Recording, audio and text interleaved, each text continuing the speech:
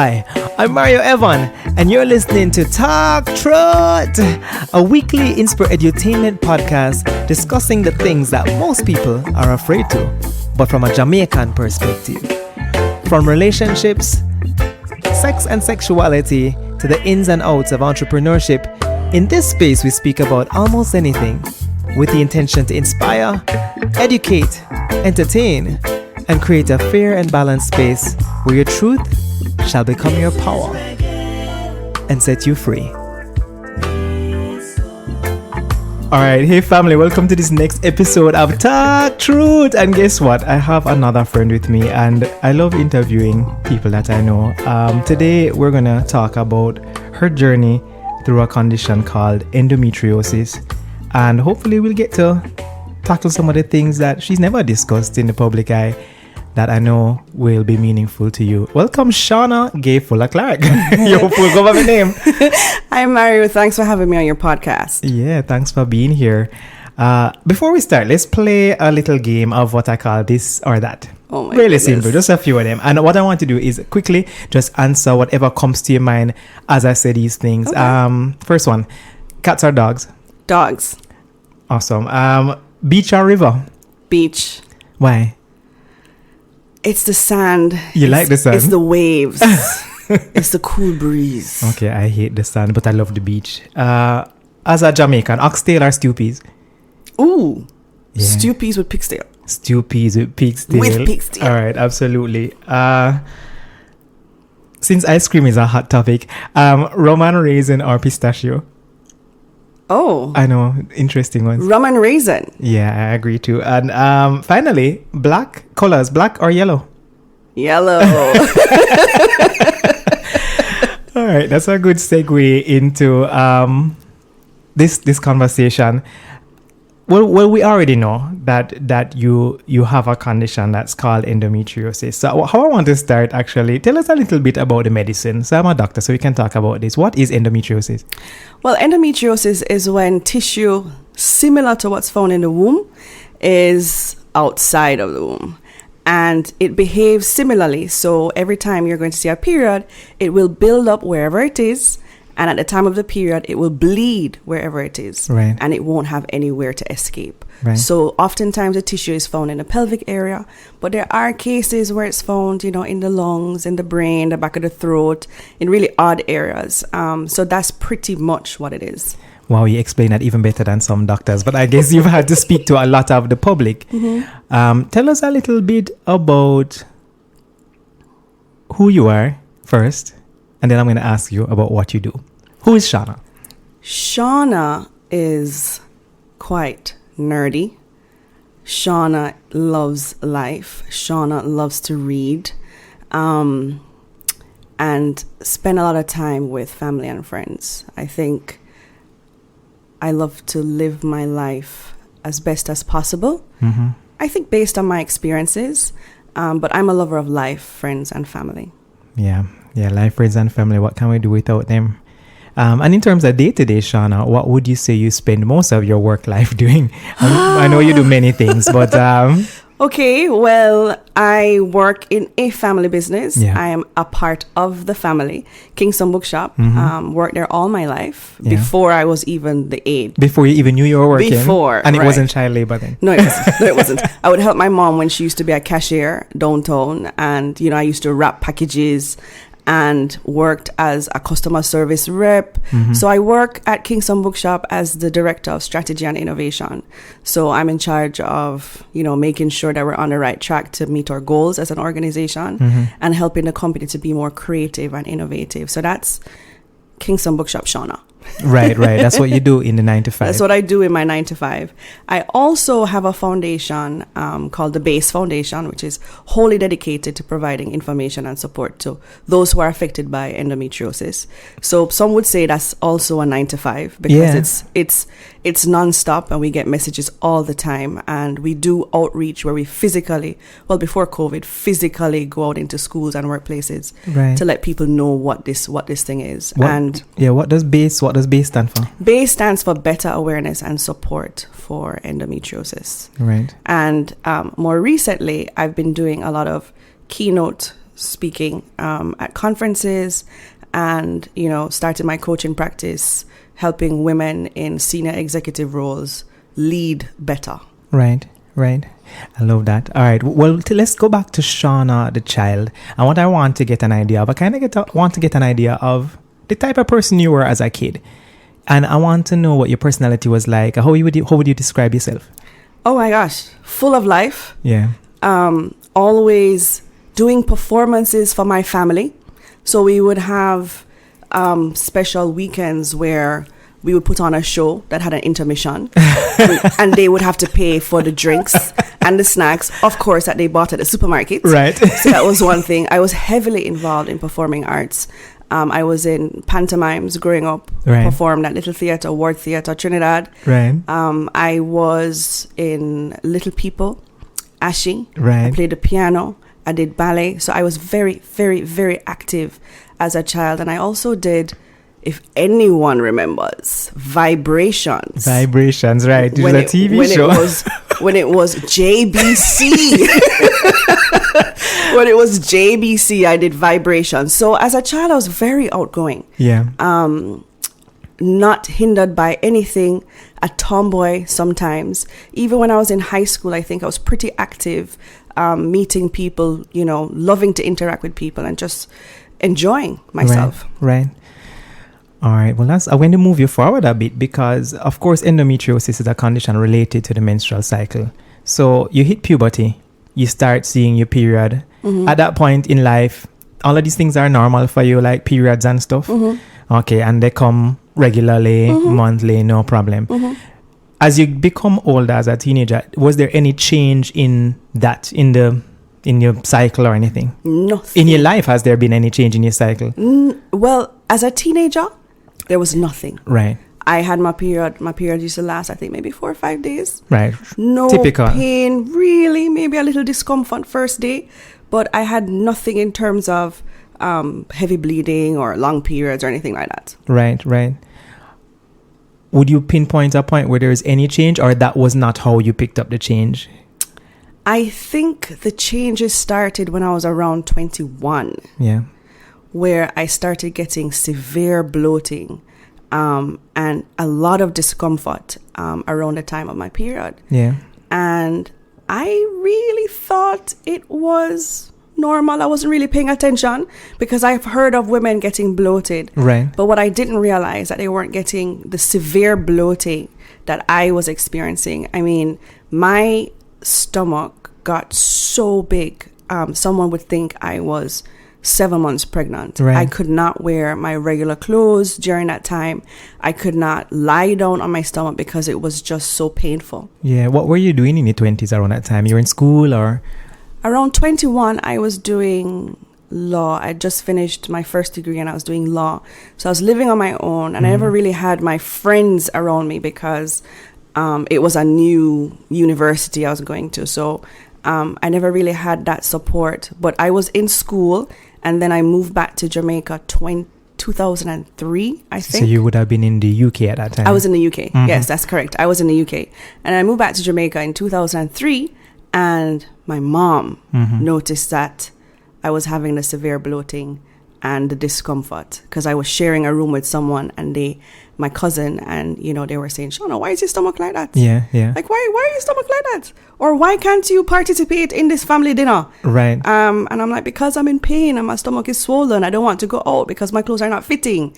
So that happened for quite a few years. Went to doctors, more than one gynecologist. Yeah. And I was told that, the bloating is a part of it. Yeah. The bloating is a part of, having a period. And I've never gone to them when I was actually experiencing that severe bloating. Right. So they never saw to see it. But, and then you also have these women who you can speak to about it now from a perspective of comparing yourself to what they have. Yes. And it's different and you realize it's different. Well, social media wasn't around that time. Right. So there's not even that space. Right. So at this point, you don't know about endometriosis personally. Right. Not in any great detail. Nothing in my 20s. Never heard of the word. Right. Just knew that I was having more pain with my severe bloating and more pain the first and second day of my period. Which you would have started to accept as your normal. Yes. All right. So fast forward to when you start to, or how you start to find out that this is really what it is, that is endometriosis and not your normal. Well, the interesting thing is that nothing else happened pain-wise in my pelvic area. Mm-hmm. From I was about 28, I started experiencing shortness of breath. And I kind of ignored it because I thought, I'm going to put on some weight. Right. Need to exercise. Right. So I used to go around Emancipation Park to walk, to jog, and I realized that I couldn't even do half a lap without pausing to catch my breath. I live in a townhouse here in Kingston, and my bedroom is the top floor. Mm-hmm. And when I had to go upstairs, I had to hold on to my chest of drawers because I just could not catch my breath. So I was just like, okay, I'm going to try and lose some weight. I was smoking at the time, so I said, let me just ease off of the smoking, because maybe this is what is causing it. And I went through that for a while, self-diagnosing. Right, because I'm right. just like, I'm that fat. This is body weight. Yeah, this is body weight. And you're also young, and when you're that age, nobody's thinking that you have anything serious. Yeah, man, I'm 28. Young, yeah. I'm good. Yeah. And then my mom realized, because in 2009, so after a year of me going through this, 2009, I had to go back to England for a reunion. And normally, I have strong back, so I can lift up the suitcase and everything. Right. And I was not able to help my mom as I would have done usually. Mm-hmm. And she wasn't even supposed to be on this trip, but she wanted to go to England with me. So we ended up sharing a room. And she said, Shauna, you're not breathing. You're not breathing right. You're not breathing right. Because when I came off that flight to England, I realized that I started feeling a little sticking pain in my chest. Mm-hmm. And then mom started telling me, you're not breathing right. I don't like how you look. Your stomach is swelling. And I started to get concerned. Yeah. Because she had to wake me up sometimes in the night to say, sleep in this position. So when she observed this, because of course I'm sleeping, I don't know how I'm sleeping, you look right? Right. When I came back, I said to her, you know what, I'm going to go to the doctor. So I went to the doctor, and the doctor I went to a GP because it's breathing. Right. The doctor gave me some asthma medicine. Mm-hmm. Never forget it. Puff and something else. Gave me some asthma medicine and tell me I have asthma. Right. So I was a little perplexed, because me at 28, 29, never had asthma before. How am I pick up asthma? So suddenly, randomly. Yeah. Yes. But then after about 2-3 weeks, I wasn't feeling better. I was still having this shortness of breath, and decided to get a second opinion. Mm-hmm. So my parents knew this doctor that was, I think he was like a surgeon. Mm-hmm. And I go, just go to him and get a checkup. So went to him, got a checkup. He did this thing, I don't know what you call it, but when you tap on somebody's chest. Right, it's percussion. You check for the percussion note, right? You tap, and it was dull, I'm guessing. Something. Because he started checking, and he goes, breathe in. Right. I breathe in, and he goes, breathe out. And then he goes, I don't like how this sounds.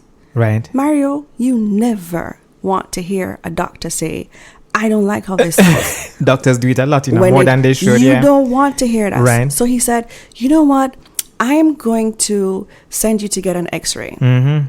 And I'm like, okay, I'll do the x-ray. So I did the x-ray. I was getting worse. And I remember going to Subway, because I live close in the Ligony area. I was going to Subway. And I know Simon Diamond, the guy that sells flowers. And I'm from high school. Right. And I sat down. He came to me and said, want my sweetness? You all right? And I sat down on the ledge by the gas station. And I said, Simon, say me don't all right. And I had a conversation with Simon I'll never, ever forget. Because he was the first one I was really talking to about how I felt at the situation. I told him that I was scared. And him said, no, don't worry here, sister. Don't bother. You're going to be all right. And that was that. And I want to say about a week after, I was in a meeting with my parents, because I work with my parents, and a PR person. And I dressed up cute that morning. I had my hair done, my nails done. I was feeling very cute when I was in that meeting. I even took a selfie at the time. Right. And I was in that meeting, and I noticed that my parents were distracted. And I wanted to get out of that meeting so bad. It's one of those meetings that you wish you never had. Yeah. And I was just, Mom and Dad, come, let's just focus on this meeting so we can just finish. And after about 20 minutes, my father says, I don't know if you're aware, speaking to the PR person, but Shauna is not well. And Shauna has to be admitted into the hospital right away. Oh, you didn't know? Mouth dropped wide open. I had no idea. Oh, because the x-ray report got to them before it got to you. The x-ray results. And the communication from the doctor as to what needs to happen went to them before you, right? Just because of the nature of the dynamic, right? Because he had permission to share with and me, they were aware. And with me and them. So I don't know if he tried to get me. I think he probably tried to get me and couldn't get me. Through, right? So he called based on the urgency to say Shauna had to go into the hospital. So that was the first time I was hearing about it. And I was like, what are they talking about? Yeah. So they said, okay, Shauna, you got to pack up and you got to go home, pack a bag because you're going to go to the hospital. So I'm in shock. The PR lady prayed for me at that time. I'm still in denial. Right. So I went home, called my boyfriend at the time who was living in Atlanta and said, babes, I have to go to the hospital now. I'm sure it's just going to be like a weekend thing. I'm just like, check. Right. The person I was living with at the time, my roommate, my cousin, I said, Jules, let's like pack one bag. She's about 10 years my senior. Yeah. So she kind of gave me a side eye because I was predicting that I was going to be in the hospital only for a weekend. And she's kind of like, you don't know what's going on. Yeah, the hospital thing going on. You're just not sure, right? Yeah. So I packed my bag. I drove to my parents'. I stayed there for a little and waited. And the whole family, I think, swooped down to my family's house because I have two brothers and one sister. I don't think my older brother was in Jamaica at the time. And everybody was concerned. I still wasn't concerned at that time. You had a diagnosis when I say a diagnosis, you remember what the x-ray said, what the report said? I still hadn't heard from the doctor in terms of what it said. Right. So in that moment, you didn't even know what it is. You just know you have to go to hospital. Yeah. Right. So I went to the hospital, and I think the first time that I acknowledged that it could be more than a weekend was when they were checking me into the hospital, and I got my room. And I was just like, goodness gracious, what is this, Shauna? I'm 28, 29. My life is ahead of me. What is this? So later on in the day, the doctor comes. He shows me my x-ray. And on one side of the x-ray, it was completely white, right? Remember, I'm not going to doctors, I'm someone that don't get sick, don't get flu, don't get anything. And this happened. So I'm totally surprised. And he shows the x-ray and he said, I don't know. He says, Shauna, this doesn't look good. I'm going to do a few tests. I'm going to try and get the liquid out because he says there's liquid, which is why that space is white. Right. And I'm hoping for it to be a particular color. I'm like, okay, all right. I can deal with this.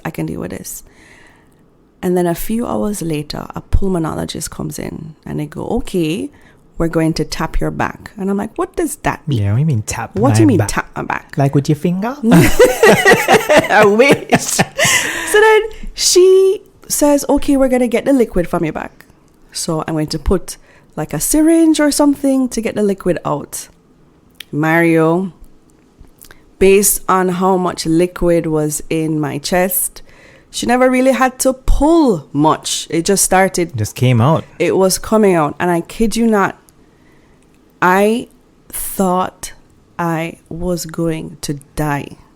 The pain I felt when they were pulling out that liquid, it was so much. I felt like my heart was going to burst, my chest was going to explode, and the liquid that's coming out, imagine you having a red wine that's kind of spoiled, and it has that dark, murky liquid color. Yeah. That was what was coming out of my chest. And that pulmonologist pulled 2 liters of that fluid out of my chest it was one go. She took 1 liter out first because she said she couldn't take all of it. Right, you can't take it all one time. And I was screaming. And my mom was outside the door. And I can't imagine what my parents felt like when they heard those shouts. And when the liquid came out, it was just that awful color, and they had to wheel that liquid past my parents. So that was one of the most traumatic things I've gone through with that. And they told me after that, because that liquid has been in my chest for such a long time, my body got accustomed to it. So when they were pulling it out, it was as if my body was going into shock. Right. Your body compensates for it, but it's still part of your fluids doing it. So you have 5 liters of blood in your body. So if you have 2 liters of fluid in your lung, it's still part of your overall volume. So when they take it out, if they take it out too quickly, you can literally go into shock. Yeah. It was awful. They have to put it back in, actually. Wow. Well, through the IV, it's a balance. It's a push and pull. Yeah, it was awful. I mean, the following day they took another liter out. And this is in the context of you guys not having a diagnosis too. So you are in the hospital, the doctors are doing these things, and you don't even know what to say. I know as a doctor, I know people are thinking everything possible. They're like, could it be lung cancer? Could it be... Yeah. Right. You're the myriad of things. And he shared it. Right? Yeah. well, the doctors, they should. Yeah, he said, it could be cancer. It could be lupus. So they're going to do some tests on this liquid to see what it could be. And then I remember being wheeled out and going to do an MRI, maybe. And the person that was doing my MRI is someone that I went to school with. Mm-hmm. And she said to me, how are you living? How are you walking around? Yeah. She said the pressure that your heart and everything is going through is so much. She said, I don't even understand how you're walking around. And I was like, girl, me no know, but me grateful. Yeah. So I was able to still manage. But, one of the things that happened was that weekend was a holiday weekend. Mm-hmm. And nobody was available in the lab to do the tests. I had lost weight. I had no energy. Mm-hmm. I could not breathe at this time. I could not lie down flat on my back. I was always gasping for air, and I couldn't walk without assistance. And they said to me, you know what, we're going to release you because there's no one to test the liquid right now, and we want you to be comfortable, so we're going to release you so you can go to your parents' house and stay for the weekend, for the rest of the weekend. Yeah. I didn't feel comfortable with that. Mm-hmm. My parents never felt comfortable with that. My family never felt comfortable with that, because clearly something is very wrong. Right. And they were going to release me. Right. And so I went home. I went home not knowing what was happening and scared a little. Yeah. Just because of the uncertainty. So I went home and my dad made scrambled eggs and cheese and tomato for me, with cheese and tomato, and that was one of the dishes that I loved as a child that he would make for me. So may I pick up the rate now and I said, cheese and peas. A long time my father don't cook, I make scrambled egg with cheese and bacon, cheese and tomato. Final breakfast, no, I hope not. Whoa. So by this time, my boyfriend came to Jamaica. Like, he left his work, he just told them, look, my girl is sick, I'm going to Jamaica. So he came to Jamaica. So he was there now. And my parents said, Shauna, we are going to try and fly you out to the States to get treatment. Which was tough to do because we needed to give 48 hours notice to be able to get oxygen, to be able to travel. This time is Air Jamaica. Right. So we had to actually just call on everybody that we knew to see if I could get on a flight. Yeah. And before I could even get on the flight, I had to be double checked by the pulmonologist that I was safe enough and stable enough. So they had to be checking my oxygen levels. So I remember going to the airport early in the morning, first flight. My mom, my boyfriend, my dad. Mm-hmm. I can't remember if any of my siblings were there. And I saw my dad cry at the airport. Yeah. Because I'm going away. And at that point, we don't know what's wrong. They don't know what's wrong with Shauna. Mm-hmm. And it was really rough because we were the 3 directors of Kingston Bookshop. My father, my mother, and myself. Mm-hmm. And or acting directors, right? So with mom going with me, it's only him. Someone had to stay. Yeah. Someone had to stay. And I never like attention. And all the passengers were looking at this young 28, 29 years old. And you were on oxygen? In a wheelchair mm-hmm. with my oxygen tank. I felt like a specimen, right? Yeah. And that made me cry. Mm-hmm. The attention actually made me cry. So we got to the US and tried for the hospital that we wanted, which was Memorial in Miami. Mm-hmm. They would not accept me. Mm-hmm. And it would have been really far from where we were staying. So we opted for another hospital, got there, and they went, check her in immediately. Because they saw the x-rays. We took my x-rays with me. And they said, check her in immediately. So I was in emergency. And then went through some whole bunch of tests at that point. Mm-hmm. I know they would have to do their own tests. Yeah. How long were you in that hospital? and was the diagnosis found at this hospital? I could have been in that hospital for 10 to 14 days. All right, so about 2 weeks tops? About 2 weeks. When I went in, they did all the tests. The doctor that saw me said, you are exhibiting symptoms of a 60-year-old. Okay. And you are 28. Wow, these doctors have a lot of interesting things to say. Lord. So I was just like, what? I'm taking notes on things not to say. Things not to say as a doctor. Right. Mm-hmm. And they did all the tests. And then they said, we're going to have to operate on you. Because we need to find out what's wrong. Yeah. So I was scared at this point. And somehow my dad was able to catch a flight to see me before I went into the hospital, went into surgery. Right.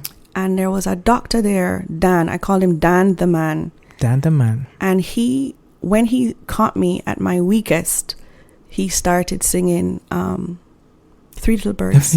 Bob Marley, right? He started singing Three Little Birds. And I was... Don't worry about that thing. I really think it's going to be all right. Man, yeah.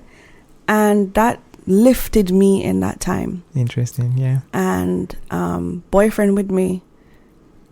And I felt that I had to be strong for my family and my boyfriend. Yeah.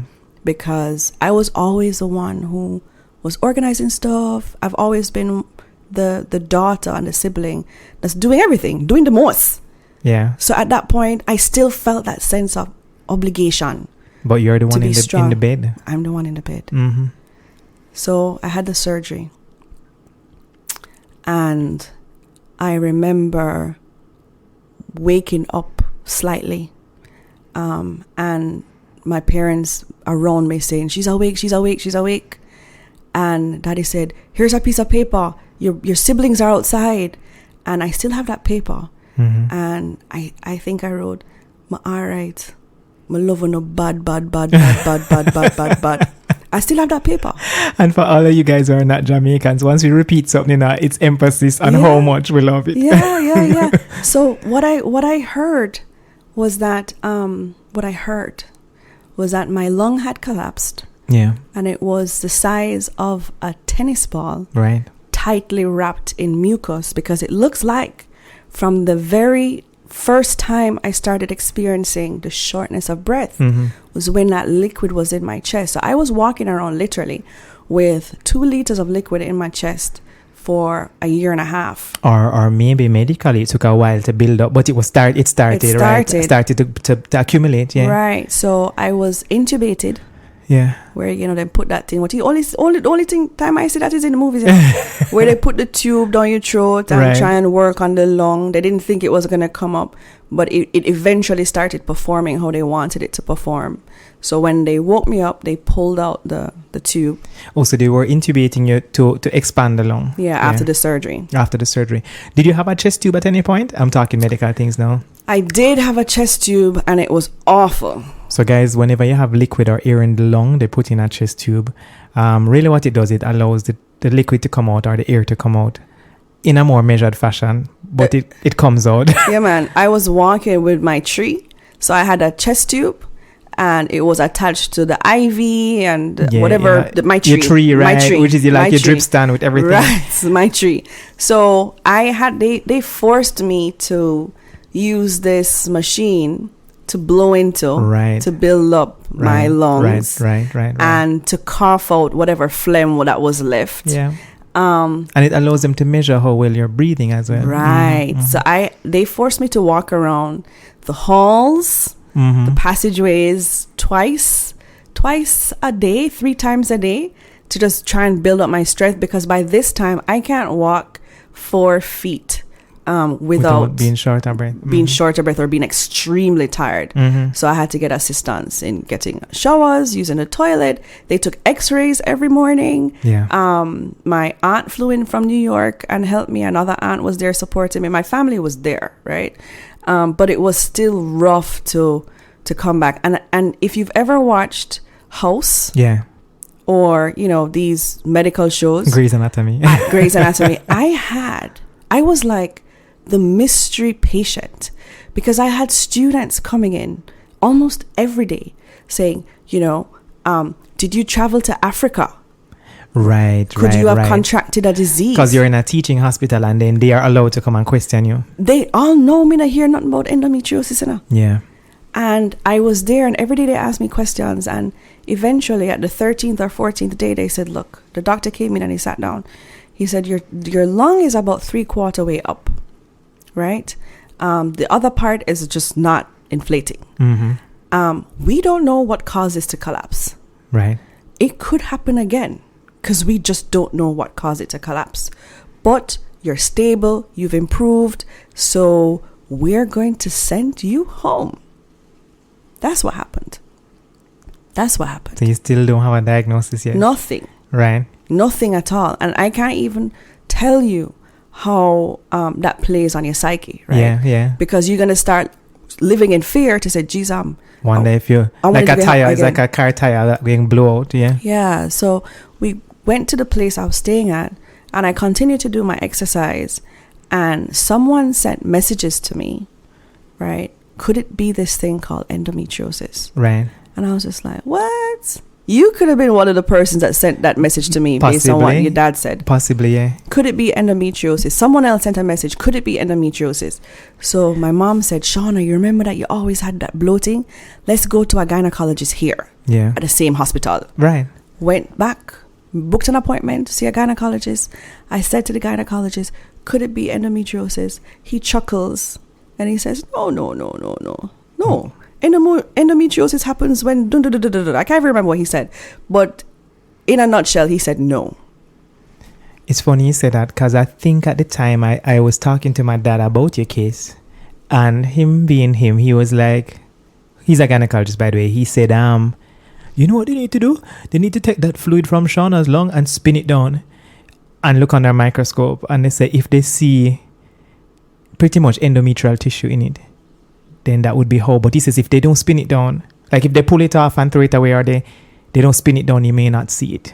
Yeah. He was just saying that casually. I was like, so all this time, maybe there were other ways to pick it up. But again, it's not common. So common things are common in medicine. You have to look for everything, but yeah. But I mean, I have to give props to the Jamaican doctors. Yeah. Because sometimes I find we have a wider knowledge and we don't just stick to our specialist area. Right. Because when those doctors and the surgeons were doing my surgery, they're just trying to fix my lung. Right. They're pulmonologists. They're not thinking about anything else that could happen. Yeah. Right. And when you go to the gynecologist, if it's a gynecologist that doesn't have experience and they're presented with someone who had a lung collapse, right, they might not even think about it because maybe their experience is just the tissue in the pelvic area. Right. So I couldn't shake the feeling that it was something related to gynecology. Because of your history. Right. So I came back to Jamaica after spending 2 months in the US, came back. It was safe to travel. Yeah. Came back and got an appointment with a gynecologist in Jamaica and gave him my 800-page medical report. Right. And he said, and I spoke about my symptoms, when they started, what the symptoms were exactly, how I was feeling, the level of pain. And he said, it sounds like you could have this thing called endometriosis. I didn't raise it. He was the one that brought it up. And he said that he would need to do a procedure to be able to tell me whether or not it was. Yeah. But I had just jumped into my master's because when all of this was happening, right before it started happening, I had applied to do my MBA. Right. So when I came back, I was like 2 weeks late to do my MBA, but I was fully into my MBA now. Where did you do the MBA? In Jamaica? It was Jamaica, but it's a part of University of New Orleans. So it was distance learning. Yeah. The lecturers came down and did our classes. So I told the doctor, pause. I don't want no more procedure after what I just went through. Right. And I'm in this MBA. Not happening now. This not going to happen. But you know what was interesting was I realized that I couldn't laugh loudly. I couldn't shout. Yeah. I couldn't speak for long periods. And I started to suspect that when they intubated me, something went wrong. Yeah. So I ended up seeing an ENT specialist who ended up doing a procedure to help correct that. Right. Because whatever they did, they touched something, ripped something, and I had those problems. So I had to have that procedure while all this is going on. Yeah. Wow. All right. So back in Jamaica, doing your master's, gynecologist thinks it's endometriosis. So now you actually have a suspected diagnosis after all of this. And I'll also say as a doctor, hindsight sadly is often 20/20. So whoever is receiving this now has this wealth of information tied to a very clear history, tied to the pleural tap, which is bloody fluid, tied to your trip to the US, which I'm sure helped. When was the diagnosis formally made? No, I should say at this point, have you accepted that this is endometriosis? Or you're happy that you have this suspected diagnosis that makes sense? What is you feeling? How are you feeling now that you hear somebody else say it? I wasn't totally convinced. Yeah. Because of everything I've gone through. Right. You're not so sure what to believe anymore. Look at this doctor. Him not look upon me insides yet and he must say endometriosis. Right. Right? So I was like, okay, I will do the procedure. This is the end of 2019. So 2010, when I visit him say, you don't want to do the procedure. I'm like, look, I'm getting married in July. So let us do this procedure in November, which is my last week in my master's. Right. When I don't have those other things dealing with. So were you getting married to the boyfriend who was with you? I was getting married to the boyfriend. Oh, wow. I was getting married to the boyfriend. We'll talk about that in a little bit. We can talk about that. All right. So he wanted to do the procedure. Ending of master's, pre-marriage, which would be the following year you were getting married, right? Right. So he wanted to do the surgery in 2010. Yeah. So early in 2010, I said, no, I'm going to get married because, of course, this time I am enjoying my life to the fullest. Yeah. I'm saying, nothing will hold Shauna back. So you had a little bit of you only live once, YOLO kind of energy? Yeah, even more so at that time. Right. Because a lot of people thought I was going to die, right? Yeah.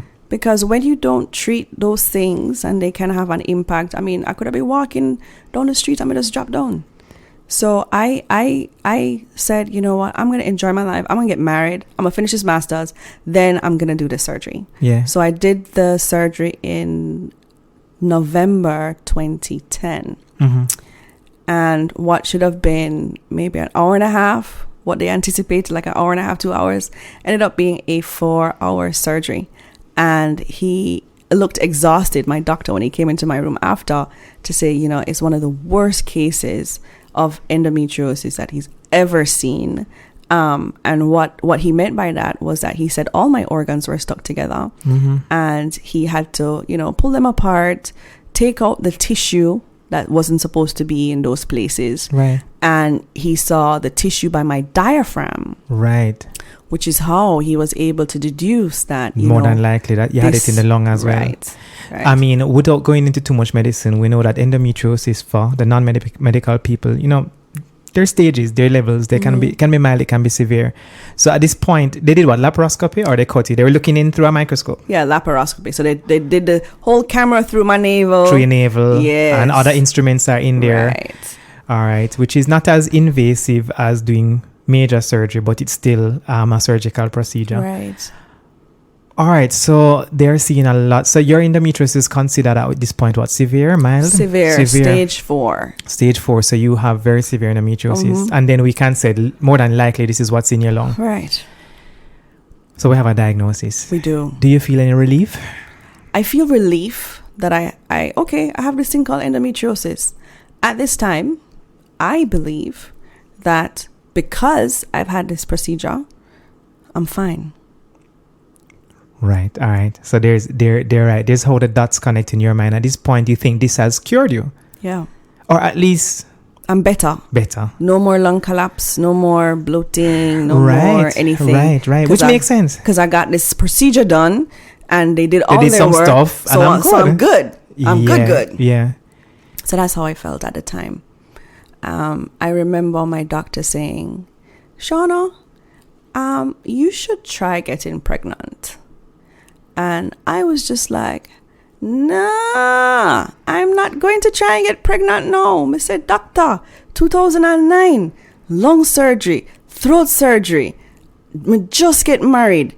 You did this surgery. I don't want no picnic right now. Right. I cannot manage this. Right. Because I'm very career driven. Didn't think I was going to get married. Hadn't been thinking about kids.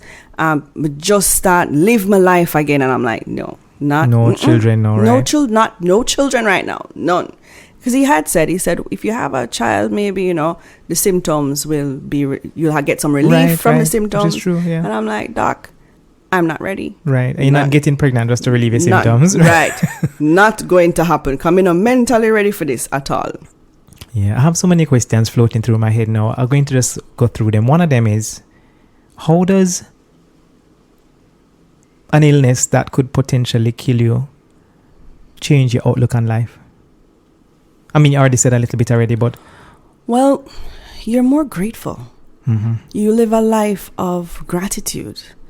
I am mostly positive. I think I'm a very positive person. Yeah. When I come across challenges, I am laser focused in terms of how to get over them, how to sidestep them. Challenges don't bother me. Right, because there's nothing that you can't get past, right? There is nothing. I have built up my resilience like no one I've known.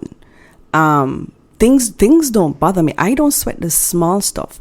And I live for experiences, right? So those are the things that matter to me. My family, my friends, my experiences, my time with my husband, just being grateful. Yeah. Generally. Yeah. And I find having an approach of being grateful and, really counting your blessings and making the most of life in whatever form your best life is, because my best life might be something quite different from someone else's. Right, exactly. Things don't bother you. And that distinctly changed after this illness. It was more. Yeah. I've had close calls in the past. Yeah, right? with other things. Yes. I've had close calls in the past. I've been kidnapped. Yeah. I've had 2 instances where gunmen, one put a gun in my side, one held us up somewhere else. And after those experiences, your outlook on life is completely different. So I was living a good life before, and with those other experiences that I experienced, there's just Yeah, gratitude. Yeah, man. Would you say in your experience with doctors that you, as a doctor, I find that we tend to relay information in a staged way. And I think as a medical profession, there's a reason for that. just like everything in life, you have to evolve and grow into learning information. So most people I find in the world don't want everything all at once, but some do. Looking back, if somebody had all the pieces, would you have preferred them tell you everything in one go? Or were you okay with the fact that it came in little pieces? Because somebody could have said, hey, Shauna, this is endometriosis. You have a lung collapse. You could have died. It may affect your fertility, yada, yada, yada, and give you the big picture. Or you like the fact that it kind of unraveled? In hindsight, I think I would prefer the big picture. Yeah. You don't have to go into detail for the big picture. You know? don't. But you could say, this is something that's going to stay with you for the rest of your life. Yeah. So you're going to have to manage it. This could affect your fertility. So because you have stage 4 endometriosis, I would recommend that you do this because, right. You know, so some of those things, actually, I mean, I think girls should learn about this disease from they're like 13. Yeah. How am I hearing about this at 29 when it don't affect my reproductive health? Just because already? you had an experience around it, right? Right. Why do we talk about HIV and AIDS at 13 in our reproductive health classes, and we don't talk about this that affects 1 in 10, right? I am a 1 in 10. Yeah, so it's common enough. Yeah, so I would like the big picture. We want to know what we're getting ourselves into. I appreciate that. And actually, I'm going to now say that I set up that question because I wanted to set it up that way. In medicine, actually, we do like to give informed consent. And the whole basis of informed consent is to give a patient the big picture. So that, you know, if you're going into surgery, you know that you could die from the surgery or you could die from the anesthetic procedure. And informed consent is the basis of patients making a decision. Because if they don't know all of the outcomes, they can't really make a choice. And that's why people like Jehovah's Witnesses decide they don't want blood. Fine, you may have to get a transfusion. If you do the surgery, you might bleed. But they can't take blood. So you have to give them all the information that you could die without the blood. Next slide, I want you to talk to me about the function of a support system going through something like this. Oh, it's so important. Yeah. I don't know what I would have done without my husband and my family, and my friends. And your husband, who wasn't your husband when you were sick? No, he was my boyfriend at the time. Yeah. So we've been going through this together. It is so important because they now understand what I am going through. Because before, I used to be very fatigued. I used to be tired all the time. And I'm sure my parents thought that I was lazy. Right. I know, I hear them drop that word with my auntie already. I said, Shauna, lazy, you know, she don't want to come to work early. I was just so tired. Right, and you just didn't know why. I didn't know why. And they thought, you know, maybe my party too hard, I'm going to come in and I just can't wake up. Right. So they started to get the understanding that, hey, there is this disease, right? And because they're close to me, I'm sharing and they're seeing the symptoms that I'm going through. So if I can't make family dinner, there's no pressure. Right. If I'm with my friends, I remember being out at a party and I started getting an endo flare-up, which is, you know, when the stomach just starts to contract. It feels like someone has daggers in there just... And this would happen close to your period most times, right? Close to my period, maybe like 10 days out. Right. And I remember being at a party with my friends, enjoying myself, you know. And out of the blue, I started feeling this pain and I had to sit down and I was so embarrassed. Right. But my friends that were with me knew that I had this thing called endometriosis, and they were so helpful in terms of, oh, you must find a chair in a session. They found a chair in the session and put the chair right there for me to sit down. So there's no judgment and there's no record. They get it. There's nothing. So even when I had my second surgery, because I had another surgery after that in 2013, and it ended up being much worse than the one I had in 2010 because there was a lot of internal bleeding. Yeah. I think they even use my video for classes up there now. It was just they didn't know which organ was which. Right. That's how bad it was. They didn't know which organ was and which. This being the second procedure would mean that maybe you had more deposits and things changed again on the inside. Yeah, they said it's very aggressive. Yeah. It's 2021 for the last, I want to say 4 years, I felt like I've needed to have another surgery based on what I've been feeling. And then, COVID happened and I couldn't get it done last year. So I'm looking to see if I can get that done, because it's a very painful and can be very lonely disease to have. Yeah. Does the anxiety ever go away? Meaning of something possibly popping up, like a lung collapse or something new? I'm not too worried about the same lung collapsing, right? Because of what they did. I don't know the medical terms of it, but they stapled my lung to my chest or the inside of it. Pleurodesis. Something. They fused it. Yeah. But I have felt where on the other side of my chest, when it's 10 days out from my period or like right before my period, I feel a discomfort that hadn't been there before.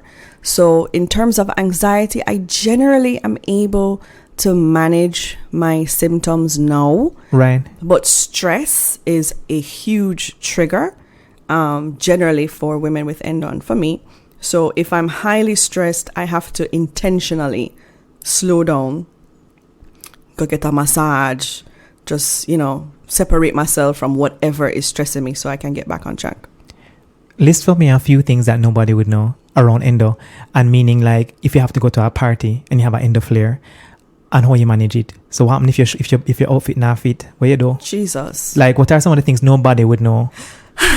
Like, nobody would know unless you had it. Like, if you know, you know. So the man them wouldn't know unless them about endo woman. Something nobody would know. Yeah. Jeez.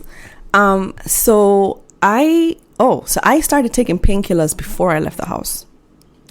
So you're pre-game on painkillers. Yeah. I can't believe I said this. Hey, no. Oh wow, yeah. Yeah, but I started.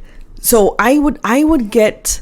So I'm an introvert. Yeah. I am an introvert. Really? Are you? Yes. I am. I'm an introvert around people I don't know. Right. Right. And I tend to be. I like to observe, and so I don't like networking. Yeah. And every time I found that most times when I had to network, I would get an endo flare because it was stress. There's a stress in terms of meeting new people, right? Talking, the whole spiel about, hi, my name is Shauna. Da, da, da, da. So I used to get flare-ups when I was at networking. So I just started taking my painkillers before. Right. So when I'm in the networking, I would feel a pinch of it, but it wouldn't be full-blown. Right. So that's something that I did. I don't know if this would be recommended by a doctor, but that's what I did. But I always. Well, I think it's fine. It's just like when girls know their period is coming and you start taking your painkillers a little bit ahead of the time. It's something that you can do. Yeah. I always have my painkillers on me. Right. So I have off-the-counter painkillers. I have my prescribed painkillers. So yeah, that's like black people and hot sauce, or people with reflux who have Dica and antacid. Yeah, Tums. my painkillers are always with me. There's some things that I don't do anymore, right? Which is helpful. So I used to love beer, Heineken, when Asylum, and we used to get the buckets of beer. Right. Did I just age myself? So. So beer is a no-no if you have endo. What is it? Is it like the barley, the wheat? Is it how it's prepared? What's in it? It's the barley. So you should avoid gluten, right? Which is wheat, barley, and rye. So if you have endometriosis, stay away from anything that has wheat, rye, or barley. What else have you learned to avoid? So for the Endo-Warriors, as we call them. Yeah, stay away from soy milk. Soy milk. Please. Wheat. Because, I was on this fitness journey and I started having my protein shakes with the soy milk. Cut out the dairy and with the soy milk. Lord! Can you have almond milk? Yeah, you can. Okay. You can have all the other milks except for don't have soy. Stay away from dairy if you can. Right. Stay away from dairy. Stay away from gluten. A lot of people say stay away from alcohol. Chuckle. So, and have you seen actual results by staying away from some of these things? For you, are they triggers for you specifically? It may vary from person to person. My biggest return on choice was the gluten. So I don't have many things with flour in it because flour is gluten. Yeah. So of course I might have one dumpling every now and then, but I try and stay away from a lot of bread, a lot of flour, as best as you can, and I stay away from the beer. So I will have breadfruit, and I will drink wine. wine and cognac. Which usually is not as bad as other harder liquors, right? Yeah. Oh, wow. I'm enjoying this because you're really giving people a perspective into your journey and also kind of some of the things that goes on in the mind of someone with endometriosis, which I know you haven't spoken about much before. So I'm honored to be able to have this conversation, and I'm taking it further. What are your feelings around motherhood? You're still in your fertile years. How important is it to you if it happens or if it doesn't happen, or, you know? All right. So this is quite interesting because when I was growing up, I had never been one who wanted the wedding or the marriage or the kids. Right. If it came, it came. But I was never planning my wedding or envisioning being married or having kids. And then I got married. Kids, I didn't think about kids. And then people wanted to have kids.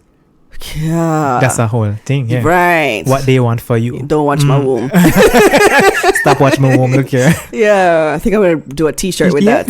Don't watch my womb. So in the beginning, I want to say that kids weren't something I thought about. Mm-hmm. And then I want to say maybe 3 years after I got married, I was just like, you know what? Let me go try to see if I can have kids. Right. Because I don't want to be 45 or 50 and regret not trying to see if I could have kids, right? So that wasn't working out. Right. And in 2013, when I was having my surgery, while they were doing the laparoscopy to get out the tissue, the doctor also wanted to see what my tubes were like, to see if they were clear and everything. So I did a HSG. Right. I did a test before to see if where they run this liquid through your tubes to see if they're clear. It's a hysterosalpingogram. Uh-huh. Yeah, they run the fluid to see if it come through the tubes, to see if they flow, if it's patent. Yeah. So my doctor wants me to get pregnant, or wanted me to get pregnant. Of course. Right? He's like, Shauna, you're not going to try for your youth. just like your family members. So had the surgery, and when I came out of the surgery, he said, you know, Shauna, and he was so gutted when he told me this. He goes, I had to take away both your tubes. And I looked at him and I was just like, okay, tell me why. And he said, because they were in such an awful state that if he had left them there, in his experience, it could have developed into something much worse. Right. So I have faith and confidence, total faith and confidence in my doctor. So I said, okay, all right. Because I am here, I am living, I'm enjoying my life. So tubes out for me to be healthy? Sure, that's fine. Yeah.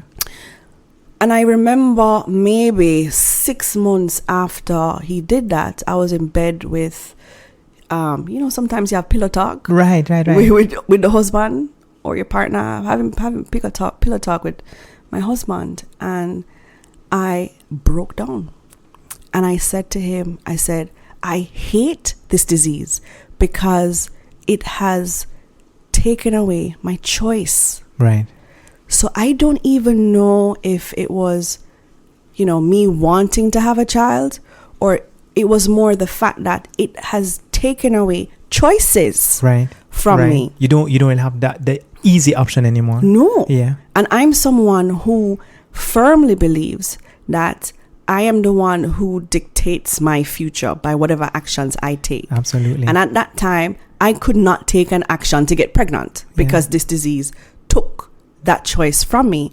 And I was angry for a little while. Not a lot, not a long time.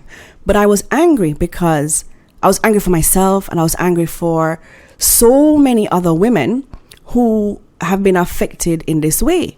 You were grieving. It was actually a part of the grieving process. It's a loss, So then I said to Rick, you know, all right, if I can't have kids, then we must serve in some other way, right?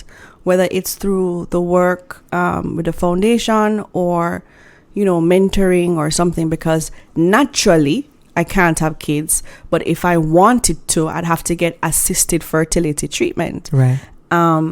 So that was an interesting time in my life, because I remember going to a Mother's Day event at sometimes they have this Mother's Day banquet and everything. Right.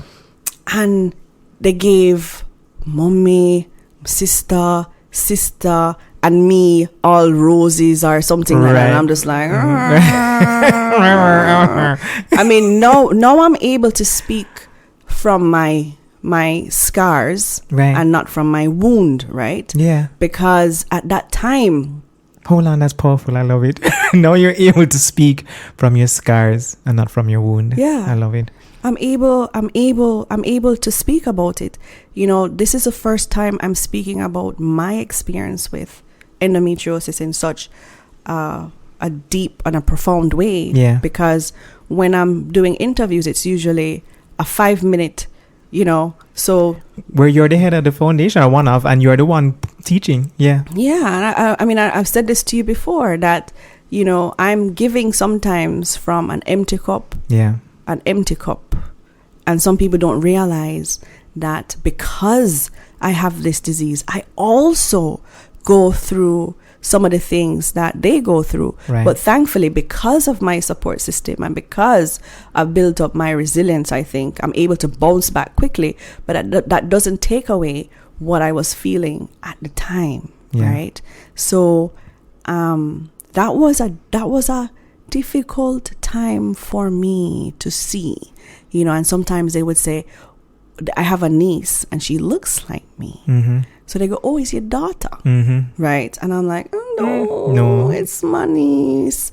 So, and then people would say, what are you waiting on? You know, whether it's church people, your friends, family, you know, but people who don't know, like you and Ricky married now for 3 years, 4 years. So in the beginning, it was difficult to respond. No.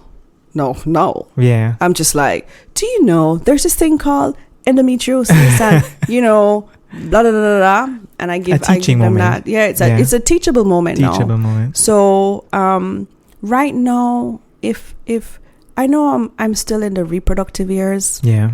My doctor reminds me. Yeah. All the time. I'm in my reproductive years, but realistically, I don't think that's gonna happen right now. Yeah. I'm quite happy with my life. Some people continue to say, you don't know what you're missing. You are right. I don't know. I'm quite enjoying my life right now. I don't know. And I'm still able to... And you're okay with that? I'm okay with that. Yeah. And I'm able to do things that others are not able to do. Yeah. I love to travel. I can get up this morning and say, I can jet up. Yeah. So I look at the positive sides of things, right? Even if I were to get pregnant, I don't believe that the environment would allow a fetus to thrive. Right.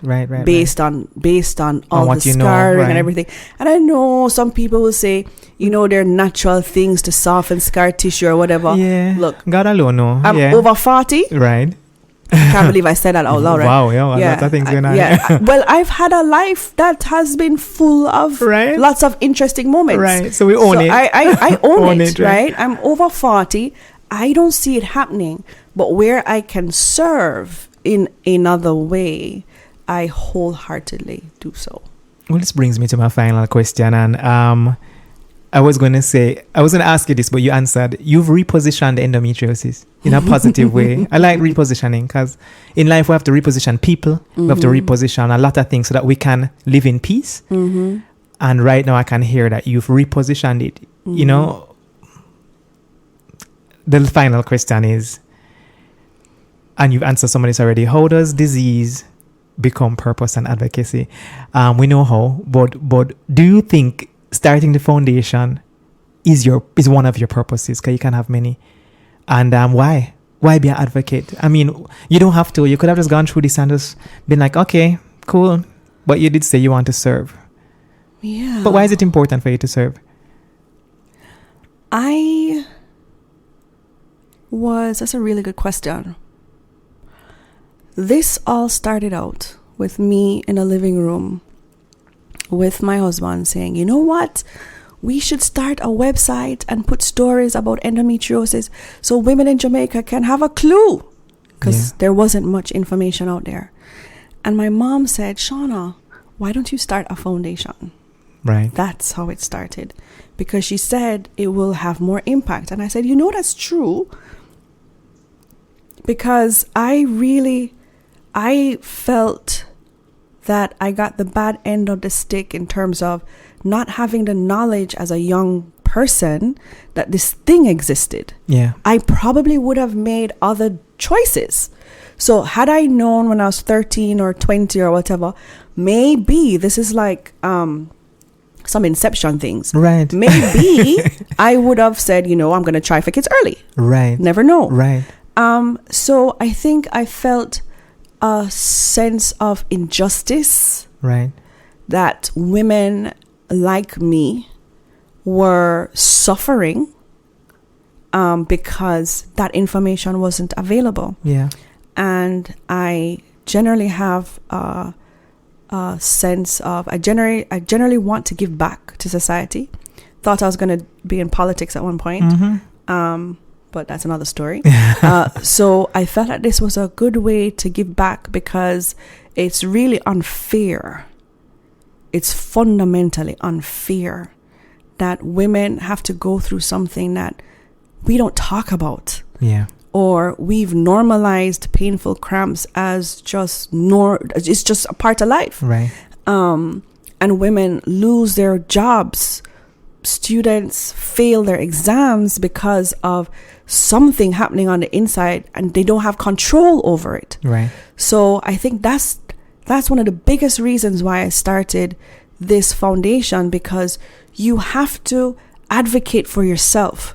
There's so much information out there for you to learn, but you know your body, right? You know your body. So you should advocate for yourself. And if a doctor is not telling you not what you want to hear, right? But if a doctor is giving you advice and prescribing stuff that's not working, then you need to move on. Because I had gone through probably 4 doctors before getting it right. Yeah, yeah. So that's something that has pushed me in this direction. I think I took on, at the time I was thinking, geez, I'm going to take on more than I could chew. Because I had no idea that there were so many women in Jamaica that had this thing. I mean, I get women, I'll never forget, there was this lady that sent me a message at like 11:30 in the night to say she wanted to take her life. Yeah.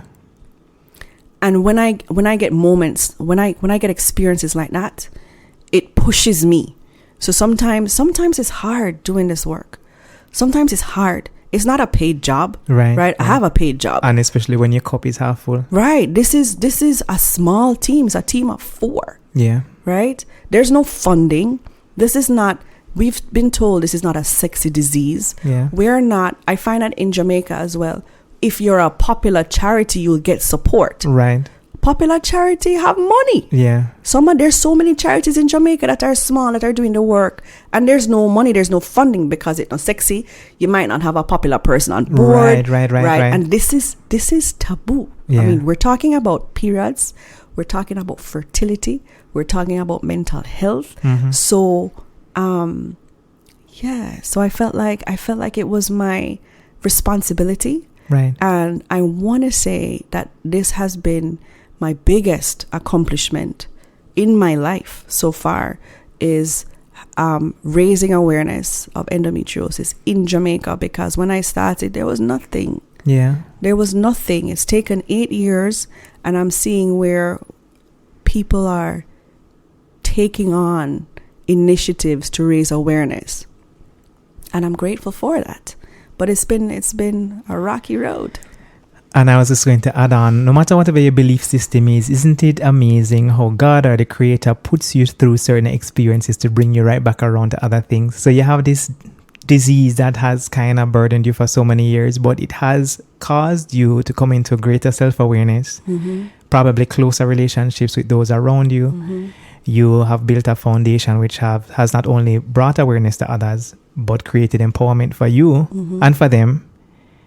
And I don't know what's more beautiful than that. And even if you don't have a child in the long run, you've birthed so many other babies. And then you have all these other people who look to you for support. I mean, I'm just really saying that your life is your journey and that it may come in many different forms. It doesn't have to fit into a box of marriage, children, anything. Because I think what I've heard from you, Shauna, is that you've lived a very purposeful and so far quite fulfilling life, and you're only still young. I'm still young.